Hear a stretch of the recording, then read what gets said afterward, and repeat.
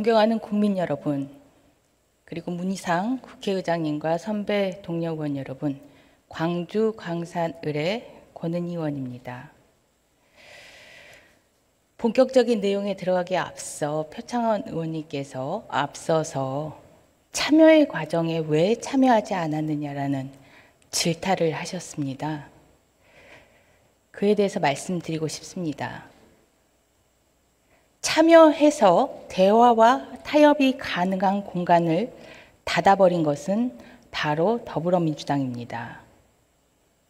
그 예가 고위공직자 수사처와 관련해서 일명 백혜련 안과 일명 권은희 안, 두 개의 안이 각각 상정됐다라는 것이 예를 보여줍니다.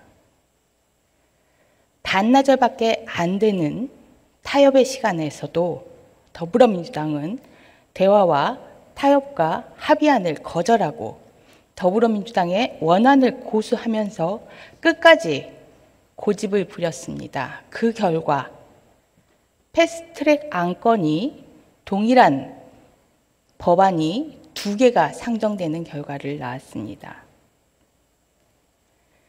물론 대화와 타협을 실종시킨 공간에 투쟁으로 채운 것은 자유한국당입니다. 국회에서 최악의 문제점에 대해서는 제거하고 보완해서 보다 나은 안을, 보다 나은 대안을, 보다 나은 보완책을 마련하는 것이 국회의 역할입니다. 하지만 그런 국회의 역할을 포기하고 그 공간을 투쟁으로 채워넣은 것도 자유한국당입니다. 집권 여당인 더불어민주당, 대화와 타협을 실종시키고 제1야당인 자유한국당, 그 공간을 투쟁으로 채워넣었습니다. 정말 기득권 양당을 강하게 지탄하지 않을 수 없습니다. 본격적으로 내용과 관련해서 말씀드리겠습니다. 고위공직자 수사처 필요합니다. 우리 국민들은 경험으로 느꼈습니다. 권력자들에 대한 수사가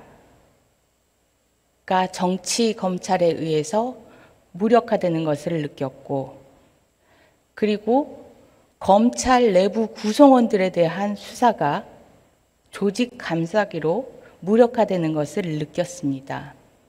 우리 국민들의 경험에서 이러한 수사를 담당할 수사처를 원하고 있습니다. 우리 국민들의 경험에 기반한 요구를 국회가 부정할 수는 없습니다. 고위공직자 수사처 필요합니다. 그런데 고위공직자 수사처를 필요로 하는 이유가 이렇게 부족한 부분, 사각이 발생한 부분에 대한 부패 수사에 대한 수사까지 철저히 해서 우리 사회의 모든 영역의 부패 범죄에 대한 수사를 철저히 해내기를 기대하는 요구 때문인 것입니다. 우리 수사의 모든 영역에 공백이 없이, 사각이 없이 부패 범죄에 대한 수사가 이루어져서 우리 사회가 보다 청렴해지고 투명해지기를 원하는 국민의 요구 때문입니다. 윤석열 총장이 인사청문회에서 고위공직자 수사처와 관련해서 고위공직자 수사처 설치로 우리 사회의 부패 범죄 수사의 총량이나 역량이 강화되는 한 동의한다라고 이야기하였습니다. 고위공직자 수사처 설치로 강화되어야 할 방향, 지향되어야 할 방향을 정확하게 제시한 것입니다. 고위공직자 수사처 설치로 그동안 부족했던, 미흡했던 부분에 대한 부패 범죄 수사까지 철저히 해서 우리 사회의 부패 범죄 수사 역량이, 총량이 강화되어야 한다는 지향점입니다. 그런데 이러한 지향점을 고위공직자범죄수사처 설치로 달성하기 위해서는 고위공직자 부패 수사의 특성을 정확하게 이해를 하고 있어야 합니다. 왜냐하면 부패 범죄의 99%는 다른 검찰 등 다른 수사기관 대상에서 수사가 이루어지고 있기 때문입니다. 그리고 1% 이내의 부패 범죄만이 이제 고위공직자 수사처의 수사 대상이 될 것입니다. 이 99%와 1%가 서로 잘 연계되어야 하는 그런 수사처 신설을 해야 되는 과제가 있습니다. 다음. 수사의 비중도 그렇지만 수사의 진행 과정도 그렇습니다. 99%의 수사는 수사가 개시되면서부터 99%의 수사는 검찰 등 다른 수사기관이 수사를 진행하게 됩니다. 이 수사의 결과를 바탕으로 1% 이내의 수사를 고위공직자 수사처가 하게 되고 사실상 수사의 막바지에 이르러서 이러한 수사가 진행이 되게 됩니다. 수사의 비중과 수사 진행의 단계에 있어서 부패 범죄와 관련해서 검찰 등 다른 수사기관과 공수처의 수사의 역할의 비중의 차이는 이러한 특성이 있습니다. 실제 사례를 통해서 부패 범죄 수사의 특성을 살펴보도록 하겠습니다. 최고 권력층이라고 할 수 있는 대통령의 가족들에 대한 수사, 이들의 수사의 개시가 어떻게 되었는지 한번 살펴보도록 하겠습니다. 한보 철강의 부도로 YS 전 대통령 아들의 수사로 기결되었습니다. GNG 그룹에 대한 수사로 DJ 전 대통령 아들의 수사로 기결되었습니다. SK 해운에 대한 수사로 노무현 전 대통령의 총무비서관 수사로 기결되었습니다. 태광 실업의 수사로 노무현 전 대통령 형에 대한 수사로 기결되었습니다. 우리금융지주에 대한 수사로 이명박 전 대통령 형에 대한 수사로 기결되었습니다. 건설 현장의 식당 비리의 수사로 경찰청장의 수사로 기결되었습니다. 이처럼 민간의 경제 범죄에서 시작이 됐고 민간의 경제 범죄의 수사가 권력층의 수사 결과로 귀결되는 특성을 지니고 있습니다. 이들 수사에 대해서 잠깐 살펴보도록 하겠습니다.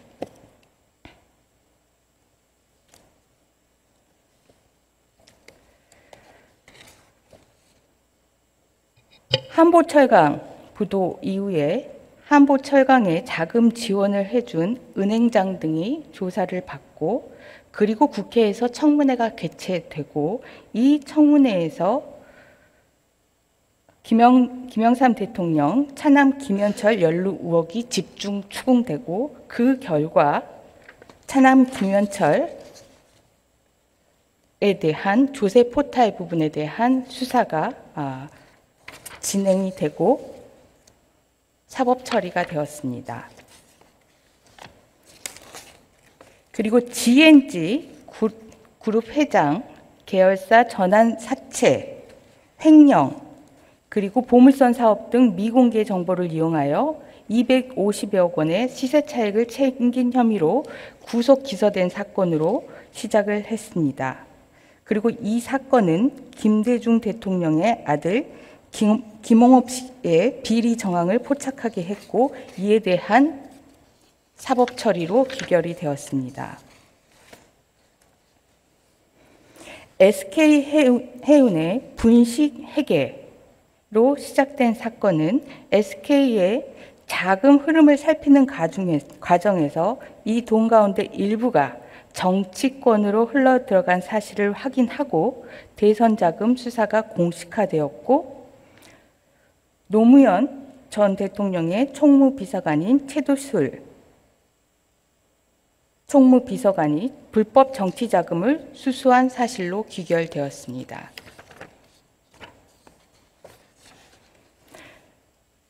태강실업이 농협과 세종증권 관련 주식 조작과 관련된 수사에서 특경법을 위반한 사실이 드러나면서 수사가 시작이 되었고, 이 수사가 노무현 전 대통령의 형의 뇌물수수로 귀결이 되었습니다. 우리금융지주 회장의 선거자금 용도 불법 자금 전달이 수사의 시작이었고, 이명박 전 대통령 형의 불법 자금 수수로 귀결이 되었습니다.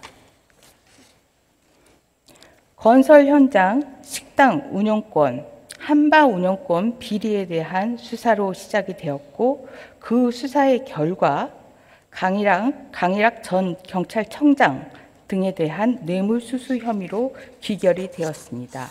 이렇듯 최고 권력층에 대한 수사는 민간에 대한 수사에서 시작이 됩니다.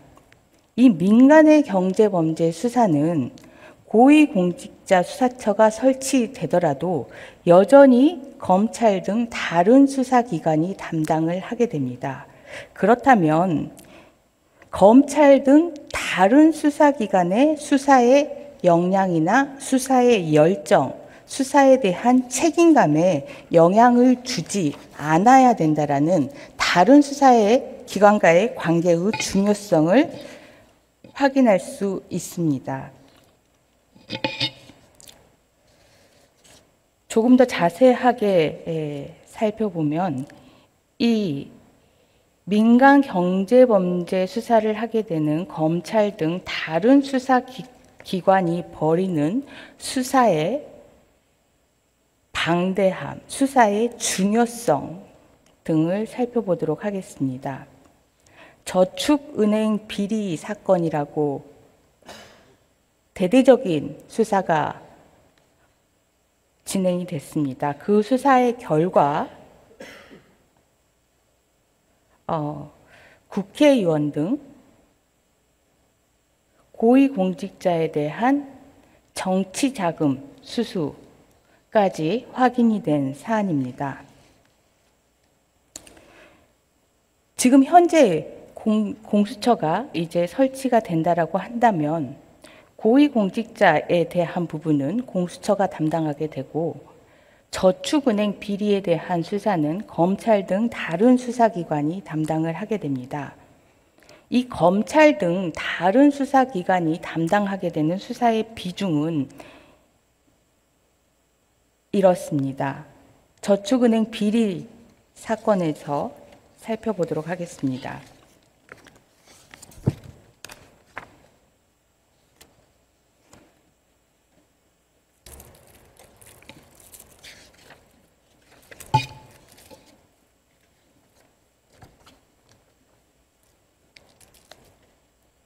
솔로몬 저축은행과 관련해서는 공사비 과다 계상 후 반환받는 방법으로 허위 대출 모집 수수료 지급 방법으로 횡령한 범죄 사실, 대주주가 실질적으로 지배하는 특수목적 법인의 대출을 받는 방법, 그리고 차명 대출, 그리고 대주주의 자기 대출의 방법, 그리고 후순위에 유한 책임사원 출자 대가로 부실 대출을 받는 방법으로 부정한 이익을 축적한 혐의에 대해서 다른 수사기관이 수사를 하게 됩니다. 또한 한국저축은행과 관련해서 살펴보면 충분한 담보 없이 부실 대출하는 방법, 대주주의 자기 대출 방법, 한도 초과 대출의 방법,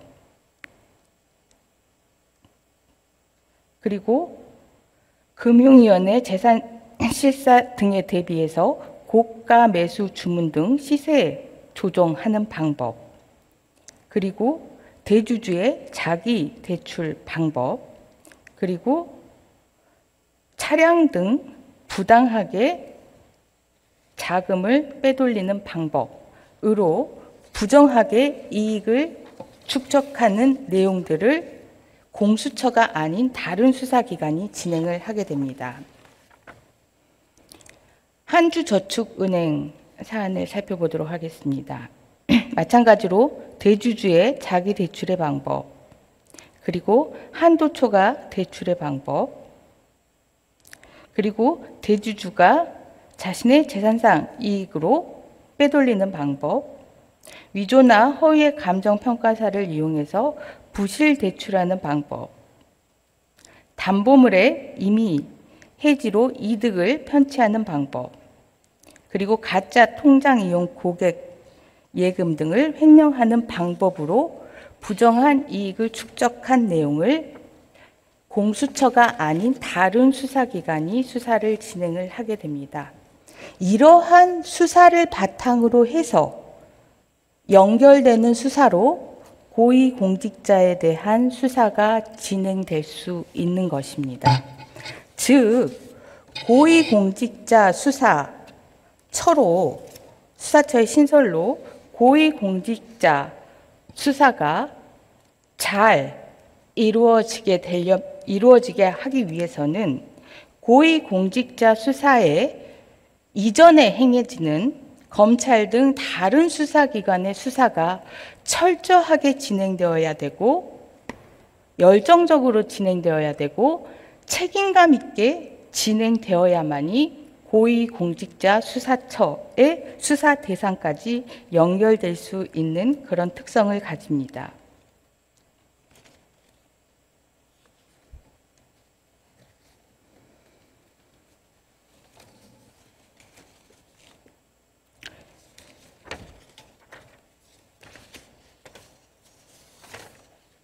고위공직자의 최고 권력층에 대한 민간에서 시작돼서 연결돼서 권력자에게 이르는 그러한 수사의 특징뿐만 아니라 직무범죄 수사의 특징 역시 고위공직자를 대상으로 직접 수사가 개시되는 경우는 없습니다.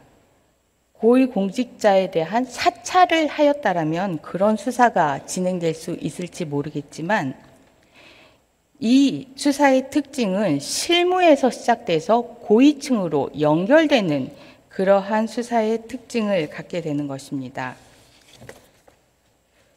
고위공직자의 직무범죄의 대표적인 범죄라고 꼽혀지는 국정원 대선 선거 개입 사건을 살펴보도록 하겠습니다. 수사의 결과를 살펴보면 그렇습니다.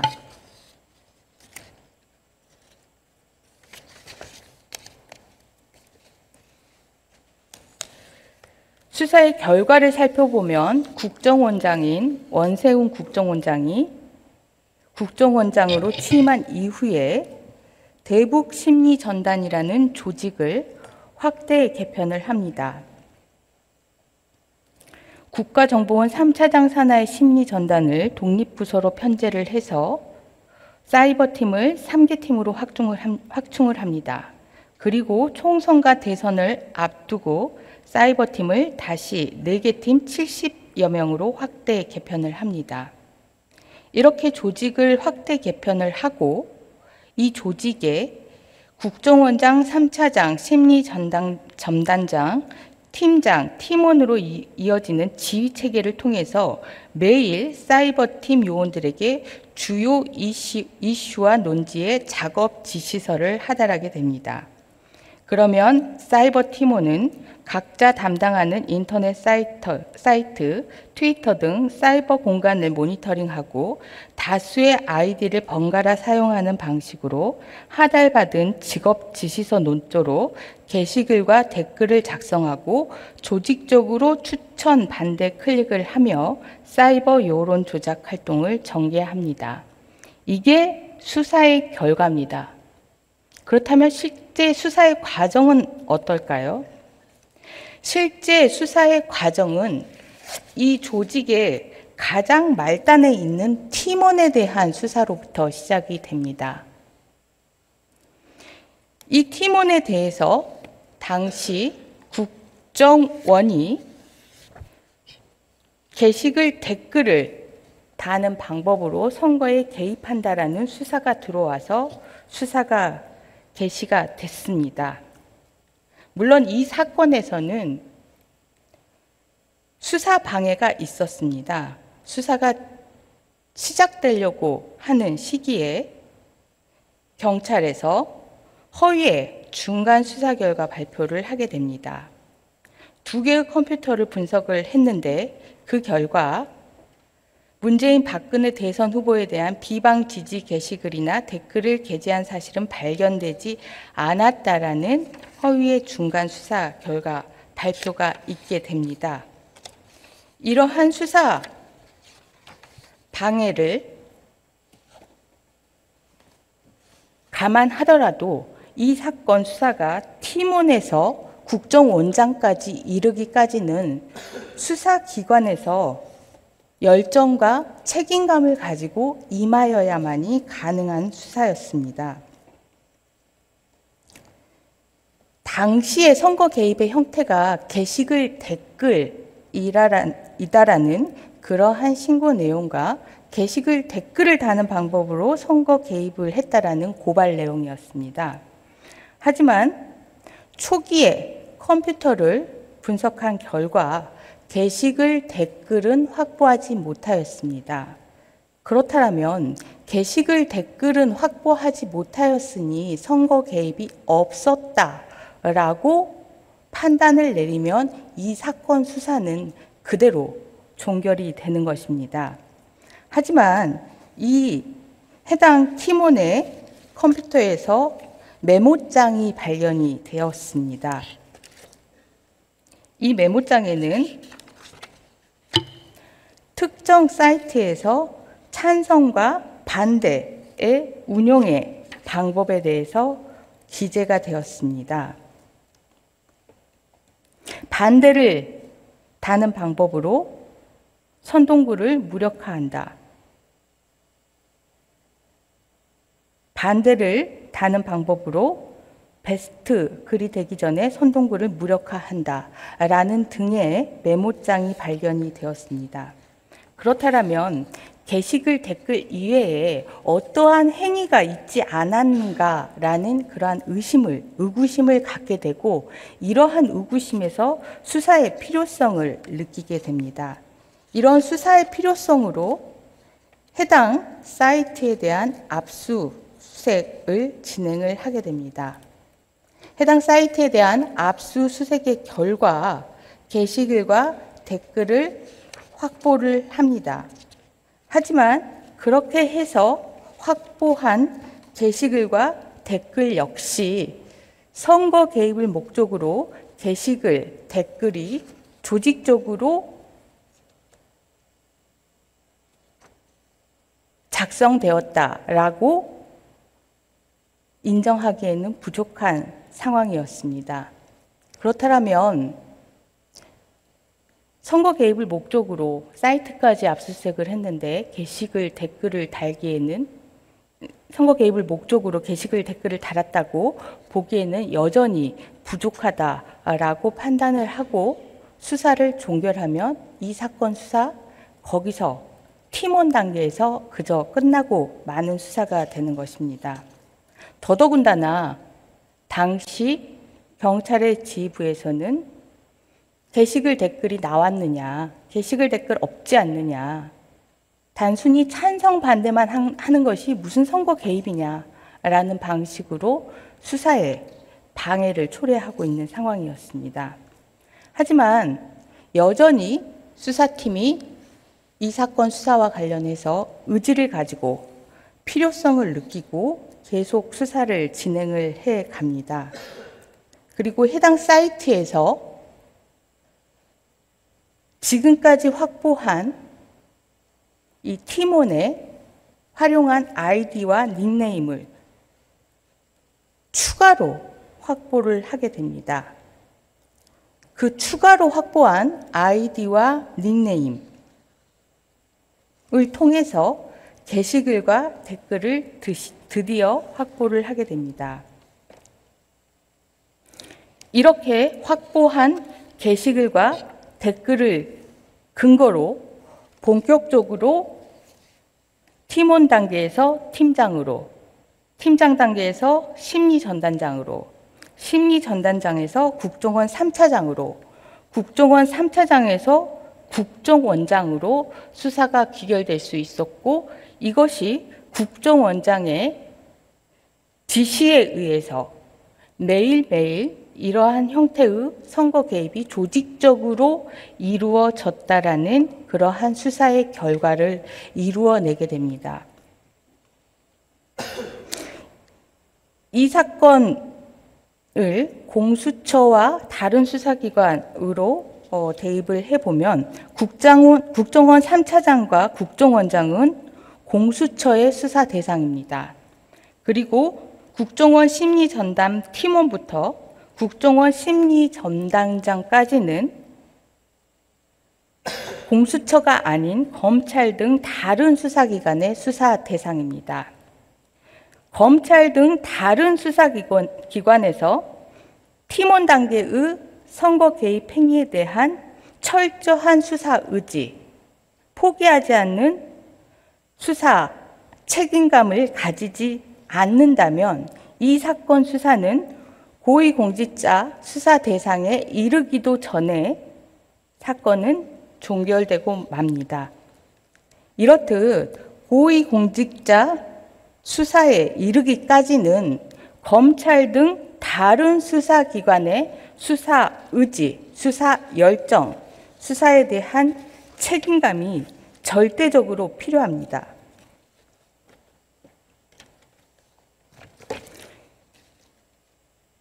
고위공직자 수사가 성공을 하기 위해서는 다른 수사기관과의 관계가 중요함을 사례를 들어서 말씀을 드렸습니다.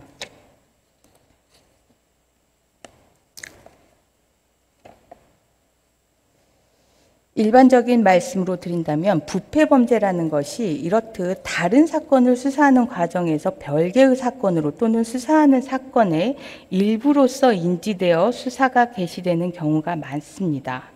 나아가서 수사 개시 단계에서는 부패범죄에 대한 수사가 아니었지만 수사가 진행되어 감에 따라 결국 기소 단계에서 부패범죄인 것으로 판명되는 경우가 많습니다. 그래서 별도의 독립된 부패방지기구, 즉 공수처를 설립한다 하더라도 해당 기구가 부패범죄 사건을 모두 전담하게 하는 것은 아니기 때문에 수사 실무, 즉 고위공직자 수사의 특성을 무시한 비현실적인 방안으로 다른 수사기관과의 관계를 설정해서는 안 됩니다.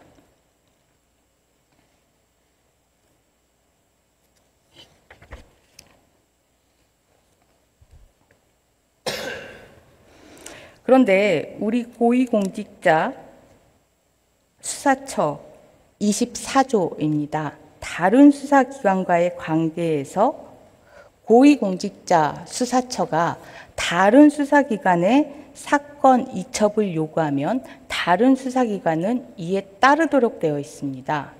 그렇다라고 한다면 부패범죄, 고위공직자로 귀결되는 부패범죄의 99%의 비중, 99%의 과정을 담당하는 다른 수사기구가 과연 부패범죄에 대한 열정과 책임감을 가지고 수사를 할 수 있을까요?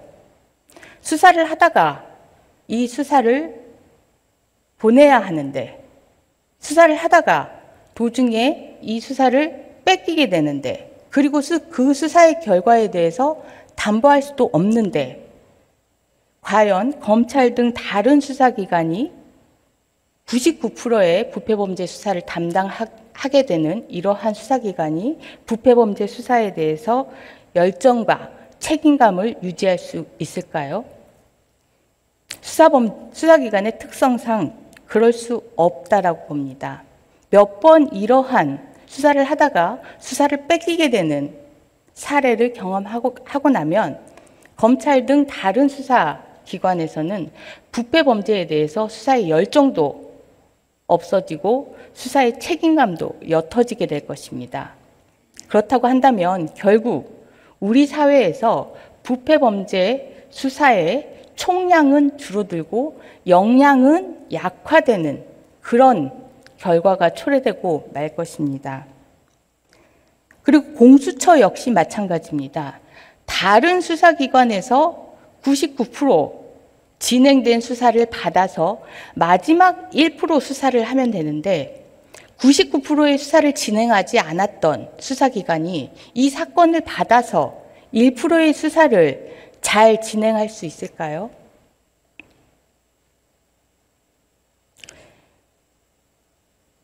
(99%의) 수사 내용을 정확하게 숙지하고 파악하지 못하는 한 1%의 수사를 담당하는 공수처는 그저 고위공직자가 변소하는 말을 듣기에 급급할 수준의 수사 역량만을 보여줄 뿐입니다. 결국 고위공직자 수사처의 수사 역량도 우리 국민들이 바라는 고위공직자에 대한 철저한 대응이라는 것에 미치지 못하게 되는 결과가 초래되고 말 것입니다. 이렇듯 부패 범죄 전체를 놓고 공수처와 다른 수사기관 간에 진행되는 과정, 진행되는 비중, 선후의 관계를 살펴본다라고 한다면 공수처와 다른 수사기관과의 관계를 어떻게 설정하는 것이 얼마나 중요한지 알게 됩니다. 하지만 우리 공수처 법안의 대표적인 독소 조항으로 뽑히는 24조는 다른 수사기관뿐만 아니라 공수처도 수사를 효율적으로 진행할 수 없고 부패 범죄에 대해서 역량 있게 대응하지 못한다는 그런 한계를 보여줄 수밖에 없습니다. 그렇기 때문에 24조는 수사를 먼저 개시한 수사기관이 책임감을 가지고 수사를 할 수 있도록 규정을 해 주어야 하고, 다만 다른 수사기관의 장과 공수처장이 협의를 해서 공수처가 수사를 진행하는 것이 보다 효율적이다라고 판단이 된다라고 할 때는 공수처에서 수사를 마무리할 수 있도록 해주는 것이 필요한 보완입니다. 더더군다나 이제 형사소송법이 개정이 되면 검사 작성의 피신조서는 그 증거 능력을 잃게 됩니다. 결국 경찰이나 검찰 등 다른 수사기관에서는 이제 피의자에 대해서 피신조서를 그렇게 자주, 그렇게 꼼꼼하게 작성할 이유가 없습니다. 왜냐하면 법정에서 법관 앞에서 다투는 그러한 형사사법 절차로 이제 변화가 되기 때문인데요. 그렇다고 한다면 공수처는 다른 수사기관에서 진행되는 내용을 잘 파악하지도 못하게 됩니다. 사건의 내용을 잘 파악하지도 못한 상황에서 마지막 수사를 담당을 하게 되는데 그 마지막 수사에서 필요한 내용을, 필요한 수사를 할 수 있게 되리라고는 기대할 수가 없습니다. 그렇기 때문에 24조 고위공직자 수사처 24조의 규정은 우리 한국 사회가 부패 범죄에 보다 적극적으로 대응하고 사각이 없이 대응하고 그렇게 해서 한국 사회가 보다 청렴하고 투명하게 되어야 한다라는 그런 방향성에 맞추어서 반드시 수정이 되어야 하는 그러한 내용입니다.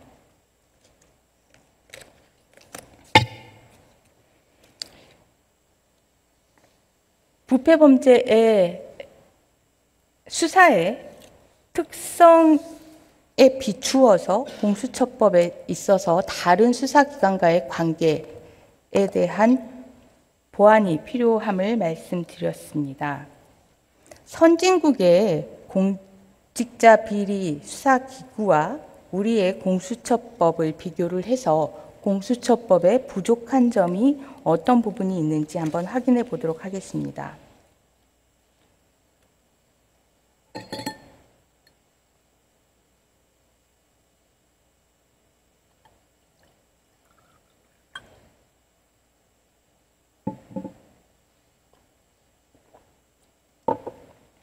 먼저 정치적 중립성의 확보 부분입니다.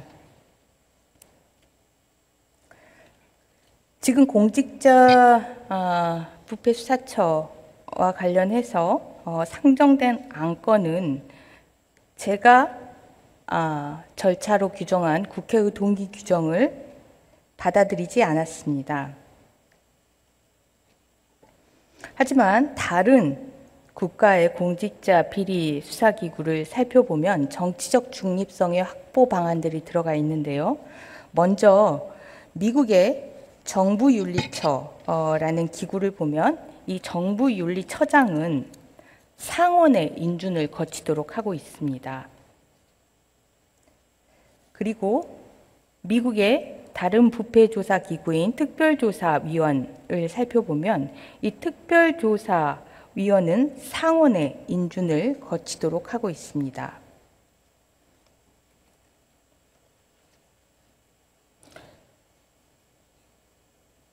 그리고 호주의 뉴사우스웨일즈 반부패위원회의 위원장은 의회가 합의에 의해서 추천하도록 하고 있습니다. 그리고 염정공서에 대해서 조금 전에 표창원 의원님께서 염정공서가 심지어 행정부에 소속되어 있고 어떠한 그 중립성에 대한 부분들이 없지만 반부패 기구라는 특성상 중립성을 보장하고 있다라고 하는데 염정공서는 이 정치적 중립성을 담보하는 역할로 반부패 활동에 대해서 공고를 제시하고 염정공서의 활동을 검토, 감독하고 시민들의 반응을 모니터링하는 4개의 자문위원회가 중요한 내부 통제 기관으로서 역할을 하고 있습니다. 이 4개의 자문위원회의 역할이 홍콩의 염정공서의 정치적 중립성에 큰 중요한 부분을 차지하고 있다라는 사실이 평가되고 있습니다. 다음으로 주요 공직자의 그 조직 규모와 업무 범위를 좀 살펴보도록 하겠습니다.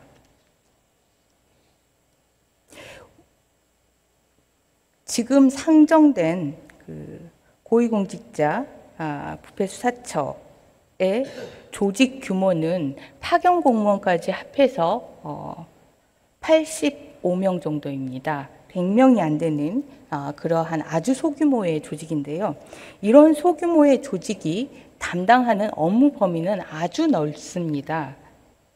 공직자들에 대해서 모든 직무범죄, 그 직무범죄 수사 과정에서 인지한 모든 범죄, 그리고 다른 수사기관으로부터 이첩을 받을 수 있습니다.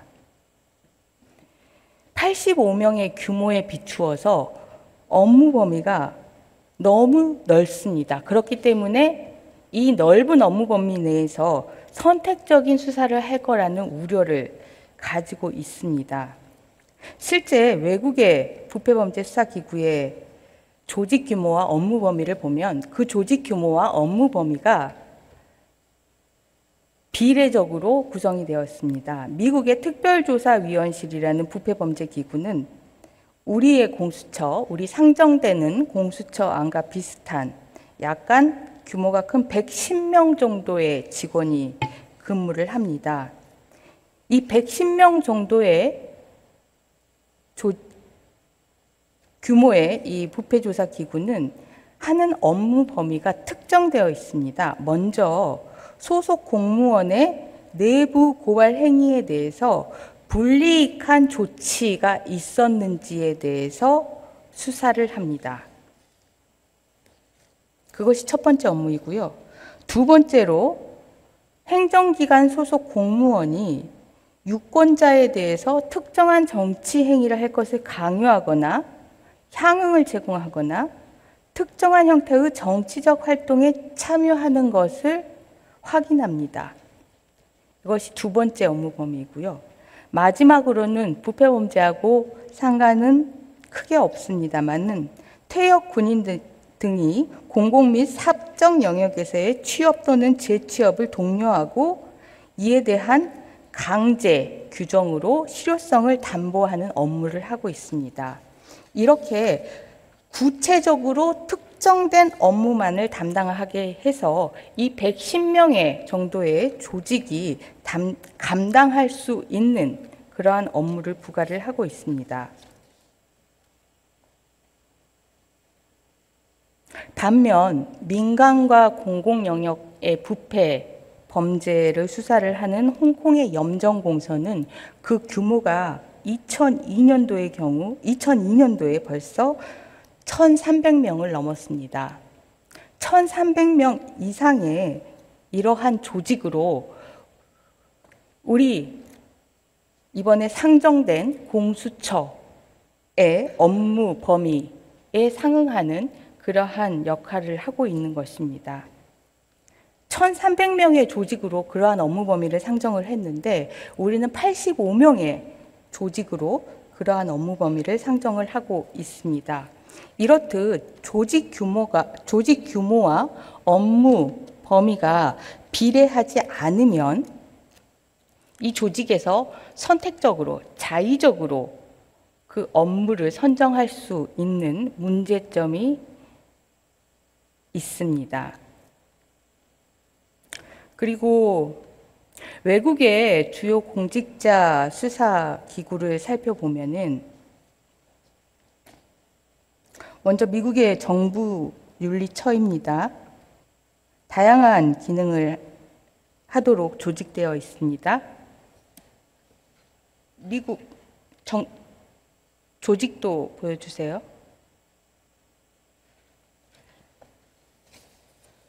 국제협력,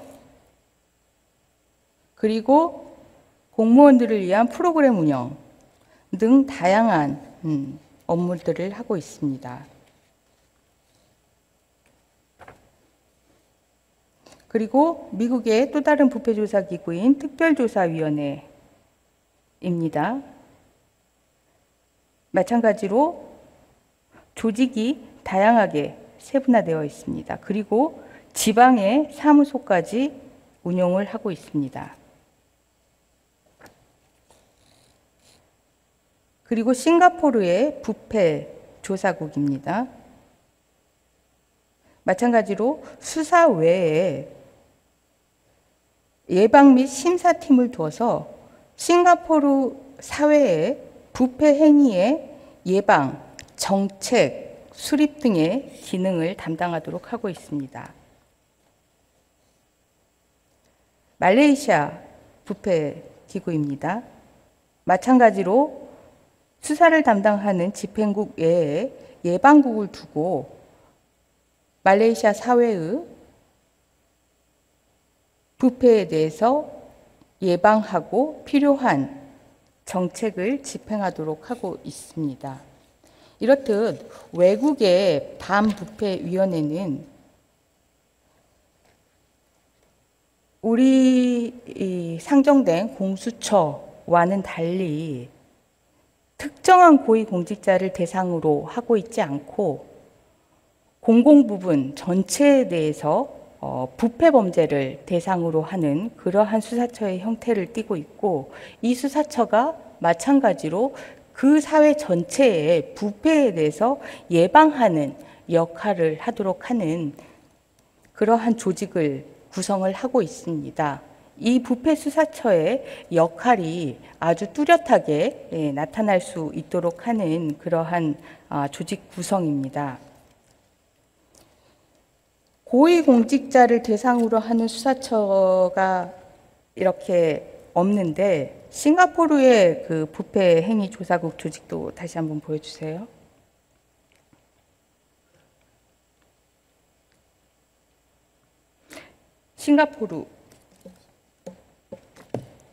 싱가포르에 이 특별수사팀이라고 있습니다. 이 특별수사팀이 말레이시아요.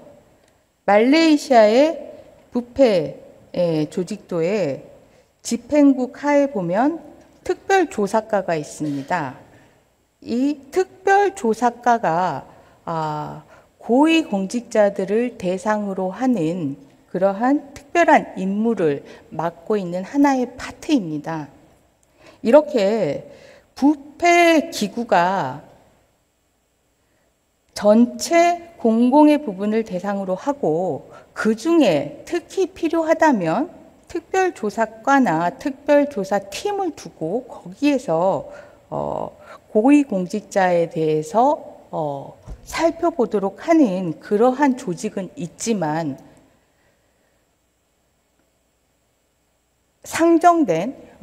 우리 국회에 상정된 고위공직자 수사처 법안처럼 고위공직자만을 대상으로 하는 그러한 부패 수사처가 설치된 예는 없습니다. 수사기소권 한번 점검해 보도록 하겠습니다.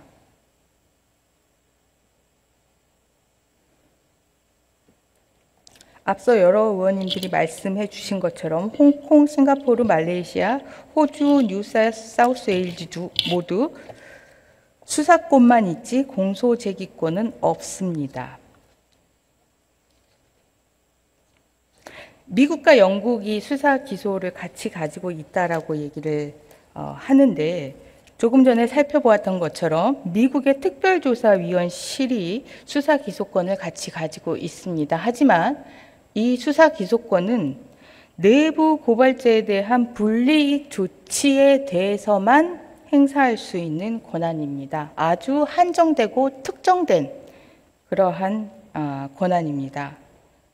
그리고 영국의 중대부정수사청에 대해서 여러 의원님들께서 말씀을 주셨는데 이 영국의 중대부정수사청은 우리의 부패수사처, 공수처와는 그 성격이 다른 일종의 법무부 소속의 특별검찰이고 그 소속 직원 역시 파견 경찰관에 의해서 업무가 이루어지고 그 수사 대상 역시 기망성 경제 범죄라는 그러한 특정 범죄에 대해서만 업무가 이루어지는 특성이 있습니다. 그래서 공수처의 수사 기소권을 설명할 때 이들의 미국이나 영국을 가지고 그러한 예가 있다라고 설명한 것은 잘못된 설명입니다.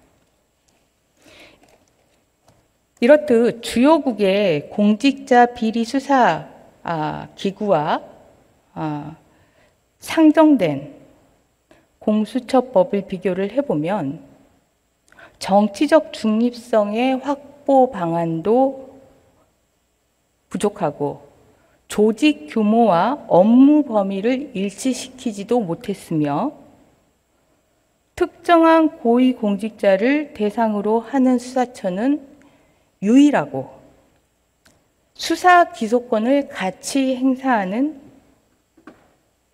공수처도 유일합니다.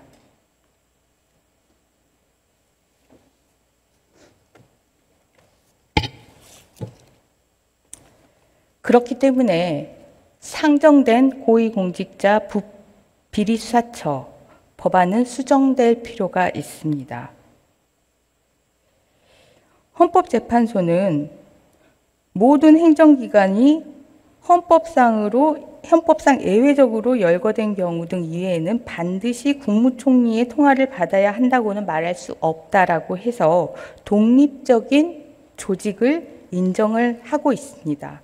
하지만 이 경우에 자유민주적 통치 구조의 기본 이념과 원리에 부합되어야 할 것인데 그 기준은 첫째, 우선 그 설치, 조직, 직무 범위 등에 관하여 법률의 형식에 의하여야 하고 둘째, 그 내용에 있어서도 목적, 기능 등이 헌법에 적합하여야 하며 셋째, 모든 권한이 기본권적인 가치 실현을 위하여 행사되도록 제도화해야 되고, 그리고 마지막으로 가장 중요한 권한의 남용 내지 악용이 최대한 억제되도록 합리적이고 효율적인 통제 장치가 있어야 할 것이다라고 판시하고 있습니다.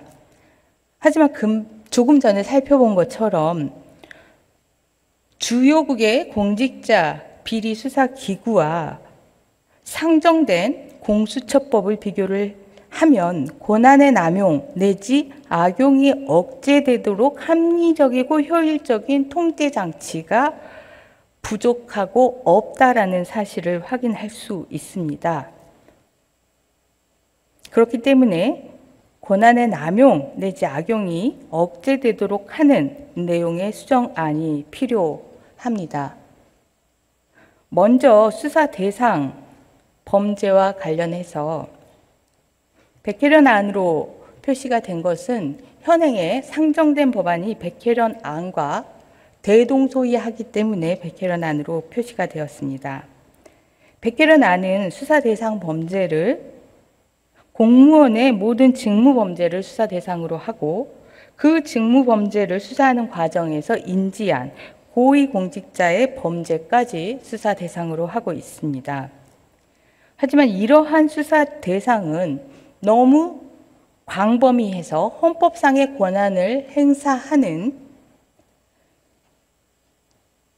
의사결정권자들의 헌법상의 권한을 위축시킬 우려가 있어서 삼권 분립의 약화를 초래할 수가 있습니다. 그리고 또한 조직의 규모, 홍콩의 염정공서처럼 1,300명 이상의 그러한 조직도 아닌 불과 85명에 불과한 조직이 이러한 수사 대상 범죄를 그 업무 범위로 하기에는 조직 규모와 대상 범죄의 업무 범위가 일치하지 않는 문제가 있습니다.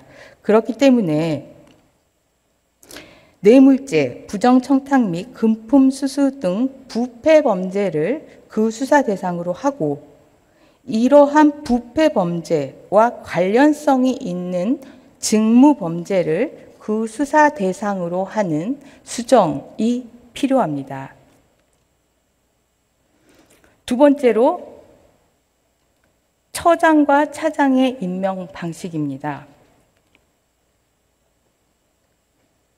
백혜련 안은 법무부 장관, 법원행정처 처장, 대한변호사협회 회장, 국회에서 추천한 4명으로 구성된 처장, 차장 추천위원회가 추천을 하면 인사청문회를 거쳐서 대통령이 임명하도록 하고 있습니다. 그러나 고위공직자 수사처에 대해서는 사실상 국회와 국민이 유일한 기관인 점을 고려를 한다면 추천위원회를 국회에서 추천한 위원들로 구성할 필요가 있습니다. 그렇기 때문에 국회에서 추천한 7명이 추천위원회로 구성되도록 하고 여당 3명 그리고 그 외 교섭단체 4명이 추천을 해서 이 추천위원회가 추천한 처장 후보 중 인사청문회를 거쳐서 국회의 동의를 받도록 하고 대통령이 임명하는 것이 보다 정치적 중립성을 강화시킬 수 있는 방안입니다. 마찬가지로 공수처 검사와 공수처 수사관에 대한 인사위원회 역시 백혜련 안에 처장, 차장, 법원행정처 차장, 대한변호사협회 회장 그리고 국회에서 추천한 3명의 구성 방식이 아니라 처장과 차장 그리고 국회에서 추천한 5명, 여당 2명, 그 외 교섭단체 3명 이렇게 구성된 인사위원회가 공수처 검사와 공수처 수사관을 임명하도록 하는 것이 정치적 중립성 보장을 더욱 강화할 수 있는 방안입니다.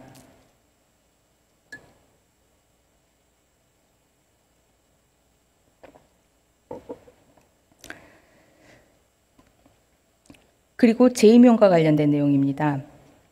백혜련 의원안은 공수처장은 3년, 공수처 검사는 3년에 3회 연임 가능, 공수처 수사관은 6년의 연임 가능하도록 임기를 규정하고 있습니다. 하지만 재임용과 관련된 부분에 대해서는 규정이 없습니다. 수정안으로 수사처장은 2년의 중임이 가능하고 수사처 검사는 2년의 연임이 가능하고 그리고 수사처 수사관은 2년의 연임이 가능하도록 해서 2년 임기가 끝난 후에는 적격 심사를 받도록 해서 수사처 검사와 수사처 수사관의 업무에 대한 평가 역시 이루어질 수 있도록 함으로써 견제를 할 수 있는 방안입니다.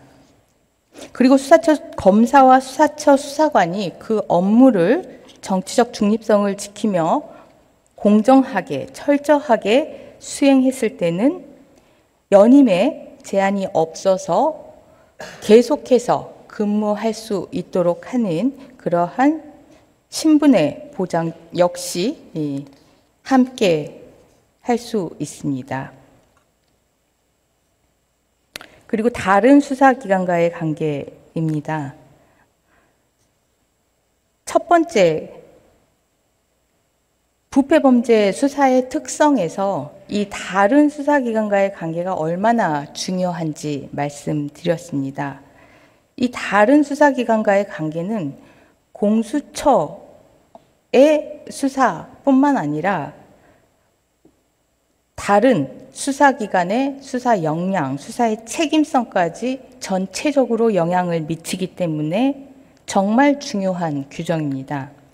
그런데 백혜련 의원안은 수사의 우선권을 공수처에게 주고 공수처가 다른 수사기관에게 사건 이첩을 요구하면 다른 수사기관의 장은 이에 응하도록 하고 있습니다.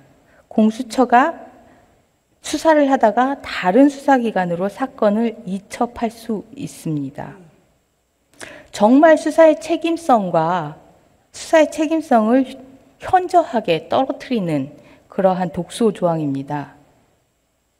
그래서 이 다른 수사기관과의 관계를 수사를 개시한 각 수사기관이 해당 사건에 대해서 수사의 우선권을 갖도록 하고 만약에 공수처가 다른 수사기관에게 사건 이첩을 요구를 한 경우에는 다른 수사기관의 장이 수사의 효율성, 진행 경과 등을 판단을 해서 이첩이 필요하다라고 인정이 되면 이첩을 하고 이와 관련해서 다른 수사기관과 수사처가 서로 의견이 다를 경우에는 협의해서 사건을 진행하는 기관을 결정하도록 이렇게 규정을 하고 있습니다. 이러한 규정을 통해서 전체 부패 범죄에 대한 모든 수사기관의 수사 역량이 훼손되지 않고 수사의 열정이 훼손되지 않고 수사의 책임성이 희석되지 않도록 하는 보완이 필요합니다. 그리고 수사와 기소권과 관련된 내용입니다.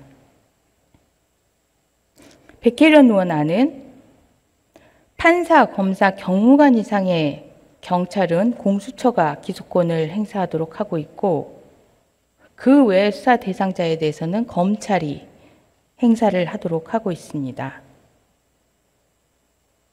하지만 이렇게 기소권을 이원화했을 때는 기소의 통일성을 담보할 수 없다라는 실무적인 문제점 외에 수사와 기소권을 같이 행사함으로써 우리가 보았던 검찰의 문제점을 공수처를 통해서 다시 한번 보게 된다라는 그러한 문제가 있습니다.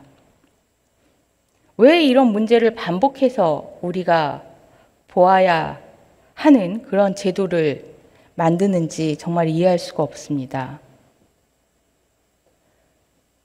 기소권을 1차적으로 검찰에게 행사하게 하고 다만 검찰의 기소권에 대해서 견제할 방안이 필요하므로 왜?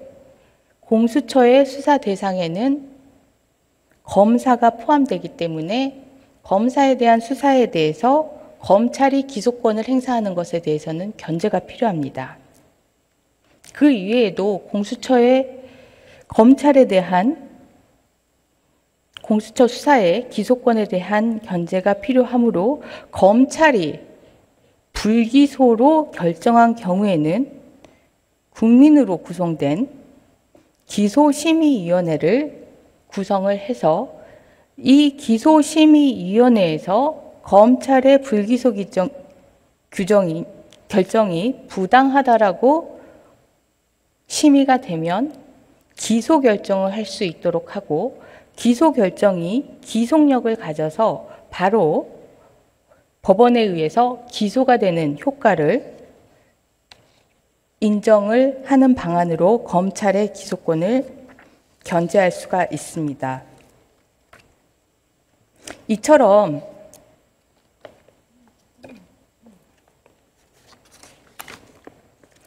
현재 상정된 공수처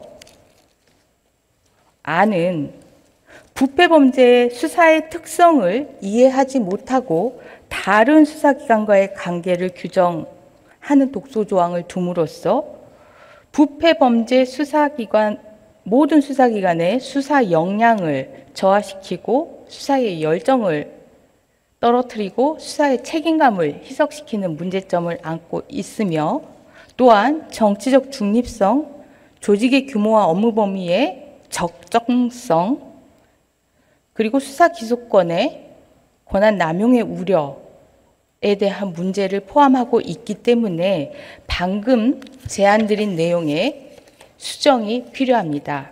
그리고 이러한 내용을 담은 수정안을 의원님들께 제안해 드렸습니다. 그리고 그 제안에 응답해 주신 의원님들과 함께 수정안에 대해서 상정할 예정입니다. 패스트트랙 협의 당시 사실은 이러한 내용들에 대해서 당시 바른미래당은 아주 적극적으로 협의에 임하였고 필요한 심의를 심도 깊게 진행하려고 하였습니다. 하지만 바른미래당의 이러한 심도 깊은 토론에 대해서 더불어민주당은 전혀 대화와 타협의 여지, 토론의 여지를 보이지 않고 더불어민주당의 원안만을 고수해서 지금까지 와서 결국은 그 원안이 사실상 본회의에 상정된 상황입니다. 더불어민주당에 간곡하게 요청드립니다. 선거제와 관련해서 225대 75의 구도로 선거의 비례성과 대표성을 강화하겠다라고 합의를 하셨습니다.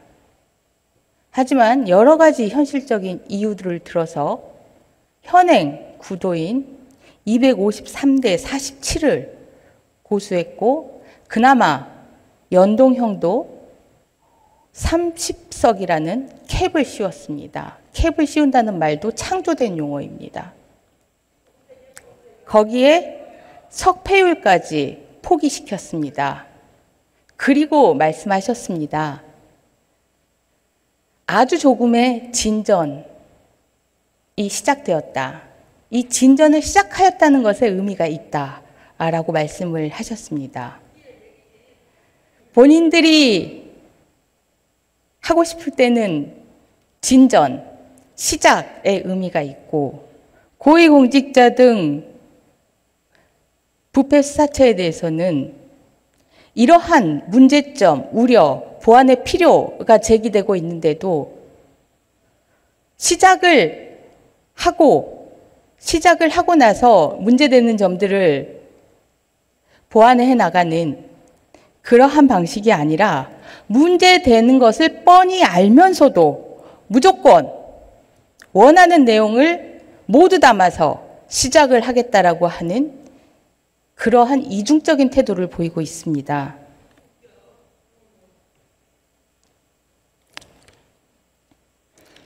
처음 모두에 말씀드렸다시피 고위공직자 부패수사처 필요합니다. 우리 국민들이 경험상 필요하다라고 판단하시고 결정하셨기 때문입니다.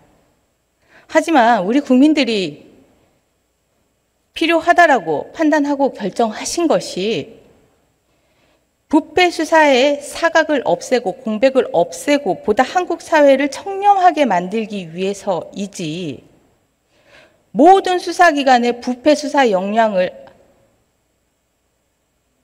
저하시키는, 무력화시키는 그러한 내용의 고위공직자 부패수사처를 원하시는 것은 절대 아닙니다. 그런데 현재 더불어민주당의 이상한 고집, 그 이상한 고집에 저는 사실 더불어민주당의 정치적인 의도가 숨겨져 있다고 생각이 되는데, 그 고집으로 인해서 우리 국민들이 원하는 부패의 사각을 없애고 보다 청렴한 사회를 위한 고위공직자 부패수사처가 아니라 모든 수사기관의 부패수사 역량이 무력화되는 고위공직자 부패수사처를 설치시키는 우를 범하지 않으셔야 됩니다. 오늘 제안한 이 법안의 내용, 수정안의 내용에 대해서 아직 시간이 있습니다. 더불어민주당은 지금까지 이와 관련해서 진지하게 논의할 시간을 주지 않았습니다. 제발 대화와 타협을 할 시간을 주십시오. 제발 대화와 타협을 실제로 하십시오. 그래서 우리 함께 우려에 대해서 보완된 문제점을 불식시키는 그러한 고위공직자 부패수사처 법안을 가결시키도록 노력하면 좋겠습니다. 경청해 주셔서 감사합니다. 권은희는 아주 수고하셨어요. 다음은 정점식 의원 나오셔서 토론해 주시기 바랍니다.